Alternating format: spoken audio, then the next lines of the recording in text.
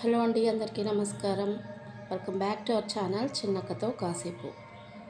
అందరు ఎలా ఉన్నారు? నేనైతే చాలా బాగున్నానండి. మీరందరూ కూడా బాగుండాలని మనస్ఫూర్తిగా కోరుకుంటూ happy independence day to all.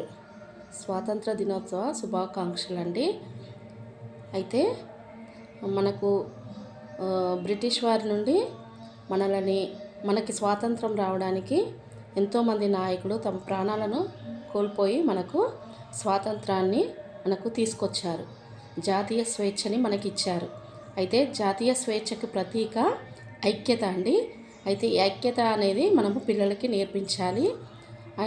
అందరూ ఒకరి పట్ల ఒకరు హెల్ప్ చేసుకునేటట్టు ఐక్యంగా ఉంటే ఎలాంటి ఆపద నుండైనా మనము దాని నుండి బయటపడవచ్చు అనేది పిల్లలకు నేర్పాలండి. మరి కోవిడ్ టైంలో అలా ఐక్యంగా ఉండి మనము పెద్ద ప్రమాదాన్ని నుండి అయితే మనం బయటపడ్డామండి. అలా మరి పిల్లలకి కూడా జాతీయ ఐక్యతను మనము వారికి పెంపొందించాలండి.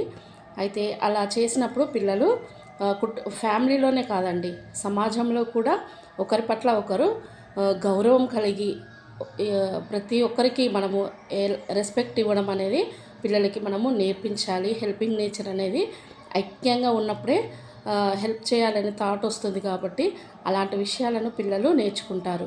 నేటి బాలలే రేపటి పౌరులు. కాబట్టి పిల్లలందరికీ కూడా మనము జాతీయ స్వేచ్ఛను మనము పిల్లలకి అందిద్దాం. జాతీయ స్వేచ్ఛకు ప్రతీకైన ఐక్యతను మనము పిల్లలకు నేర్పించి వారిని భారత పౌరులుగా తీర్చిదిద్దాం. ఓకేనా అండి? జై హింద్.